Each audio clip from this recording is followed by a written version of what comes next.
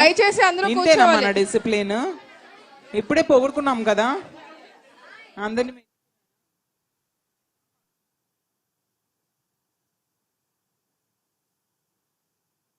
వాళ్ళు వెళ్ళి చేసి వచ్చేయండి ప్లీజ్, కూర్చోండి.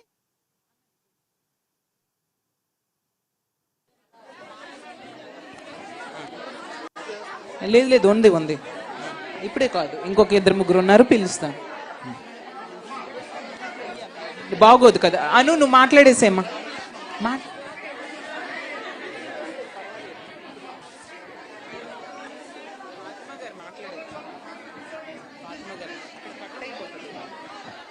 కూర్చోండి అమ్మా ప్లీజ్, కూర్చోండి కూర్చోండి, దయచేసి కూర్చోండి. అందరూ దయచేసి కూర్చోవలసిందిగా కోరుతున్నాను. అమ్మా కూర్చుంటారా లేదా? అమ్మ దయచేసి కూర్చోవలసిందిగా కోరుతున్నాను. స్వప్న కొంచెం కూర్చోబెట్టమ్మా వాళ్ళందరికీ. అమ్మా అందరూ కూర్చోవలసిందిగా కోరుతున్నాను. అమ్మ కూర్చోండి అమ్మా. శ్రీదేవమ్మ వాళ్ళని కూర్చోబెట్టరా కొంచెం. అమ్మ వెళ్ళండి మా, కూర్చోండి. శ్రీదేవమ్మ కూర్చోబెట్టండి. అమ్మ వెళ్ళండి అమ్మా, కూర్చోండి. అను స్టార్ట్ చెప్పానుగా.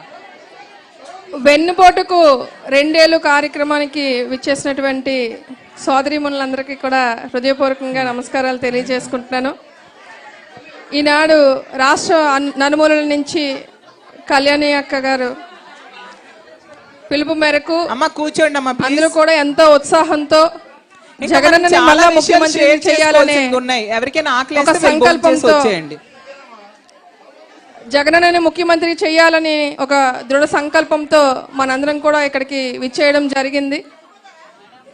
మనమైతే ఈరోజు వెన్నుపోటుకు 2 ఏళ్ళు అని ఈరోజు మాట్లాడుకుంటున్నాం, కానీ వెన్నుపోటుకి ఏ రోజు అయితే ఎన్టీఆర్ గారికి ఆ రోజు వెన్నుపోటు పొడిచారో అన్ని సంవత్సరాలు అయ్యింది ఈ రోజుకి.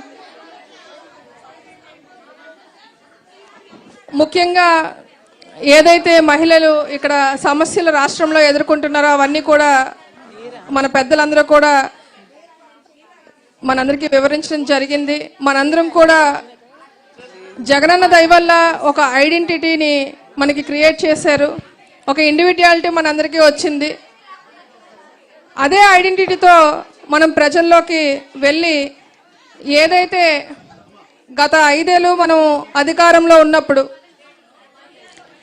ఎంత సంక్షేమం అభివృద్ధి అందించారో జగనన్న, ఈరోజు దానికి క్వైట్ ఆపోజిట్గా ప్రజలందరూ కూడా ఎన్నో ఇబ్బందులు పడుతున్నారు. మనందరూ ఒకటి గమనించాలి, ఎలక్షన్కు ముందు టీడీపీ వాళ్ళందరూ కూడా మనము గడప గడపకు వైఎస్ఆర్ అనే కార్యక్రమంతో ప్రజల వద్దకు వెళ్ళాము, మనం ఏం చేశాము మంచి అనేది అన్ని వివరించడానికి. కానీ టీడీపీ వాళ్ళు అదే సమయంలో ప్రతి గడపకు వెళ్ళారు, ఒక పసుపు కలర్ కాగితం పట్టుకొని ఇదేమి కర్మ ఈ రాష్ట్రానికి అనే ఒక క్యాప్షన్తో వెళ్ళారు. అంటే ముందుగానే వాళ్ళు మనకి హెచ్చరించారు, మేము వస్తే ఆ కర్మ పడుతుంది మీకు అని చెప్పి ఆ భావనతో వాళ్ళు ప్రజల వద్దకు ఇదేమి కర్మ ఈ రాష్ట్రానికి అని చెప్పి ఆ రోజు వచ్చారు. కానీ మనం గమనించలేకపోయాము. ఈరోజు తెలియకుండానే ప్రజలందరూ కూడా రేపు 4వ తారీఖు వస్తే ఆ రోజుకి 2 సంవత్సరాలు పూర్తయి వస్తుంది వాళ్ళకి అధికారాన్ని ఇచ్చి. ఈ 2 ఏళ్ళలో కూడా ప్రజలకి ఇచ్చిన మాటలన్నీ తప్పుతూ ఏదైతే అబద్ధపు హామీలతో అబద్ధపు ప్రచారాలతో వాళ్ళ అధికారంలోకి వచ్చారో అవన్నీ కూడా ఈ రోజుకి ఒకటి కూడా నెరవేర్చడం జరగలేదు. నెక్స్ట్ ఎలక్షన్ ప్రచారంలో భాగంగా మన పార్టీని దింపే ప్రయత్నంలో ఒక అబద్ధపు ప్రచారం భూముల పైన తీసుకొచ్చారు. జగనన్న ఏదో భూములు లాగేసుకుంటారని ఆయన ఫోటో దానిపై వేసుకున్నారని చెప్పి కనీసం జ్ఞానం లేకుండా ఆ రోజు మాట్లాడారు. ఆ రోజు ఏదైతే చెప్పారో ఈ రోజు వాళ్ళు ప్రభుత్వంలోకి వచ్చిన తర్వాత అక్కడ ప్రతిదీ కూడా ఏ నియోజకవర్గంలో చూసినా ఏ జిల్లాలో చూసినా ప్రతి చోట భూములు రూపాయికి 10 రూపాయికి అమ్మేయడం, లేదా వాళ్ళ మనుషుల తరపున ఏదో కంపెనీ పెట్టడం, ఏదో ఇండస్ట్రీలో ఇది ఐటీ శాఖను పెంచుతున్నాము అని చెప్పి ఏదైతే ఎప్పుడు కూడా ఐటీ ఈయన పుట్టినప్పుడు ఐటీ పుట్టింది, లేదంటే ఈయనే కనిపెట్టారు సమ్ ఏదో చెప్తూ ఉంటారు. ఏది కొత్తగా వస్తే అదే చంద్రబాబు నాయుడు గారు కనిపెట్టారు, అన్నీ ఆయనే కనిపెట్టారు అంటారు. అలాగే మోసాన్ని కూడా ఆయనే కనిపెట్టారనేది మన రాష్ట్ర ప్రజలకే కాదు, మన దేశ ప్రజలు మొత్తం ప్రపంచవ్యాప్తంగా తెలిసిపోయింది ఈరోజు మోసం ఎవరు కనిపెట్టారంటే మోసం అనేది పుట్టింది చంద్రబాబు నాయుడు గారు పుట్టిన తర్వాత అని చెప్పి. లక్ష్మీ పార్వతి గారి మాటల్లో అమ్మ ఇప్పుడే మనందరికీ చెప్పారు. ఆవిడే ప్రత్యక్ష సాక్షి, ఆవిడ అనుభవం కూడా ఆవిడ కూడా చూశారు, ఆవిడ మనకు చెప్పడం కూడా జరిగింది. ఇదే ఉత్సాహం ఈరోజు ఏదైతే ఉత్సాహం చూపించి ఒక కళ్యాణి గారు మా ద్వారా జోనల్ వర్కింగ్ ప్రెసిడెంట్స్ ద్వారా జిల్లా మహిళా అధ్యక్షులకి ఏదైతే పిలుపునిచ్చారో ఎంతో ఉత్సాహంగా దూరం అయినప్పటికీ అక్కడ ఇచ్చాపురం కానీ ఇక్కడ కడప అనంతపురం కానీ అన్ని జిల్లాల నుంచి కూడా ఎక్కడ కూడా చిన్న నీరసం చూపించుకుంటే ఎంతో ఉత్సాహంతో జగనన్నని మళ్ళా ముఖ్యమంత్రి చేయాలని ఎంతో ఆశయంతో మీరు అందరు ఇక్కడికి రావడం జరిగింది. మొన్న జగనన్న ప్రెస్ మీట్ పెట్టినప్పుడు ఏదైతే చెప్పారో రేపు 4వ తారీఖు కానీ మన నియోజకవర్గంలో మన ఇన్ఛార్జీలు చెప్తారు. 12వ తారీఖున ఒక కార్యక్రమం, 4వ తారీఖున ఒక కార్యక్రమం, 8, 9 తారీఖుల్లో ఏదో కార్యక్రమం, 2 డేట్లలో ఏదో ఒక రోజు నియోజకవర్గ ఇన్ఛార్జీలు మనకు చెప్తారు. ఇంతకంటే రెట్టింపు ఉత్సాహంతో నియోజకవర్గ ఇన్ఛార్జీలకు మనందరం కూడా మన సహాయ సహకారాలు అందిస్తూ అత్యధిక దారుణం అనేది మన మహిళలకే జరిగింది కాబట్టి, ఆయన మోసం అనేది మహిళలకే అత్యధికంగా చేశారు కాబట్టి మనందరం కూడా అత్యధిక సంఖ్యలో పాల్గొని మనందరం వాళ్ళకి సహకరించి ఈ ప్రభుత్వాన్ని ఎండగట్టే దాంట్లో మనం ఒక భాగం అవ్వాలని కూడా మీ అందరికీ కూడా ఈ వేదిక ద్వారా మీకు తెలియజేస్తున్నాను. ఇప్పటికే 2 ఏళ్ళు గడిచినప్పటికీ 50 ఏళ్ళకి పెన్షన్ ఇస్తానన్నారు. 60 ఏళ్ళ వాళ్ళకి కూడా కనీసం పెన్షన్ లేదు. చాలామంది మేము గ్రామాలంటూ వెళ్ళినప్పుడు డోర్కి వెళ్ళినప్పుడు ఏమంటారంటే, అమ్మ ప్రభుత్వం వచ్చింది 2 ఏళ్ళు అయిపోయింది, నాకు 60 ఏళ్ళు మొన్న ఎలక్షన్ వచ్చిందని కారణంగా నాకు రావాల్సిన పెన్షన్ ఆగింది. 2 ఏళ్ళు గడిచిపోయి నాకు ఈరోజు 62 ఏళ్ళు వచ్చినప్పటికీ ఇంకా పెన్షన్ రాలేదు అంటారు. నువ్వు 50 సంవత్సరాలకి ఇస్తానన్నది దేవుడి వరకు, కానీ 60 ఏళ్ళకి గతంలో ఇచ్చినటువంటి పెన్షన్ అయినా అదైనా ఇవాళకి ఇవ్వలేదు. ఒకసారి మీరు కళ్ళు తెరిచి అది గమనించండి అని కూడా నేను ఈ సభ ద్వారా చంద్రబాబు నాయుడు గారికి సూటిగా ప్రశ్నిస్తున్నాను. తర్వాత వితంతు అక్క చెల్లెమ్మలు, భర్తకి పెన్షన్ ఉండి భర్త చనిపోతే స్పౌస్కి పెన్షన్ ట్రాన్స్ఫర్ చేశారు, కానీ అనుకోని పరిస్థితుల్లో దురదృష్టవశాత్తు యాక్సిడెంట్స్ రూపంలో చాలామంది భర్తలను కోల్పోయినటువంటి అక్క చెల్లెమ్మలు చాలామంది ఉన్నారు. వాళ్ళందరి పరిస్థితి ఏంటో కూడా ఒకసారి మీరు ఆలోచన చేయండి.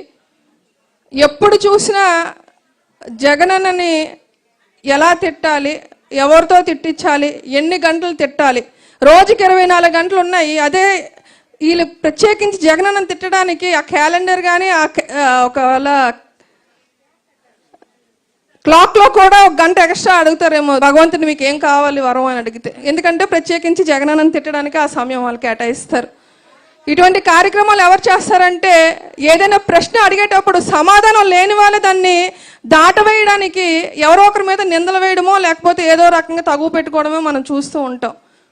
మన మహిళలందరం కూడా ఇందాక మన వాళ్ళు మాట్లాడుతూ చెప్పారు, మౌత్ పబ్లిసిటీ అనేది చాలా ఇంపార్టెంట్. ఆ మౌత్ పబ్లిసిటీతోనే మనం చేసినటువంటి మంచిని చెడుగా చిత్రీకరిస్తూ మన గవర్నమెంట్ని వాళ్ళు జగనన్న మీద అనేక మాటలు చెప్పి వాళ్ళు దించడం జరిగింది. ఈరోజు అదే మౌత్ పబ్లిసిటీతో మనం అబద్ధాలు చెప్పవసరం లేదు.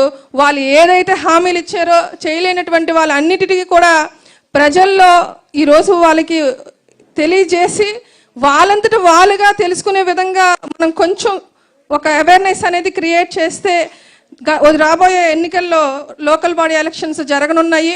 ప్రజలు ఆ రోజు సైలెంట్గా ఎంతైతే సైలెంట్గా ఉన్నారో ఈరోజు సైలెంట్గా బుద్ధి చెప్పడానికి కూడా సిద్ధంగా ఉన్నారని నేను భావిస్తున్నాను. అది ఓట్ల రూపంలో రేపు గెలుపులో మనము ముందుండాలని చెప్పి దానికి మీ అందరి సహకారము అందించాలని చెప్పి లోకల్లో ఉన్నటువంటి లీడర్స్కి కానీ నియోజకవర్గ ఇన్ఛార్జీలకు కానీ అన్ని రకాలుగా మీరందరూ కూడా సహకారం అందిస్తూ ఎప్పుడు కూడా ఇంతే ఉత్సాహంతో మన జగనన్న కోసం మీ అందరూ పని చేయాలని, నేను కూడా అంతే ఉత్సాహంతో ఉండి ముందుకి పార్టీకి ఎంతైనా సరే కష్టపడి ముందు పనిచేస్తానని, మనకి ఏదైనా బాధ వస్తే ఇక్కడ ఉన్నటువంటి జగనన్న ఫోటోలో ఎప్పుడు చూసినా చిరునవ్వే ఉంటుంది. ఆయన మొహం చూస్తే బాధపోతుంది.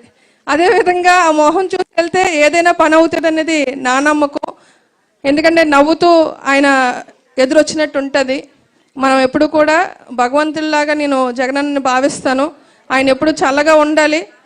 మనందరికీ కూడా మరింత ఉత్సాహాన్ని నింపాలంటే జగనన్న బాగుంటే మనం బాగుంటాము.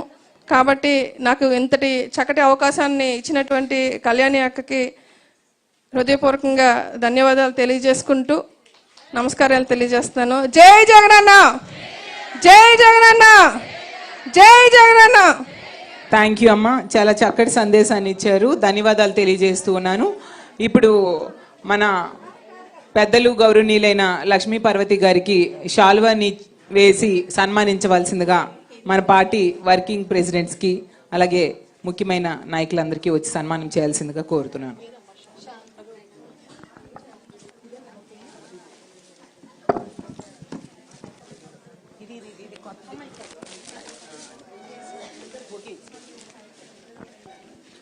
ఇంకో ఇద్దరు మాట్లాడే వాళ్ళు ఉన్నారు కాబట్టి ఓపికగా ఎంతసేపు ఉండి చక్కగా అందరు ఇచ్చిన సందేశాన్ని విన్నారు. దీన్ని బట్టి అర్థమవుతుంది ఎంత ఉత్సాహంగా మీరు ఉన్నారు. అదే ఉత్సాహం కొనసాగించాల్సిందిగా కోరుతూ ఉన్నాను.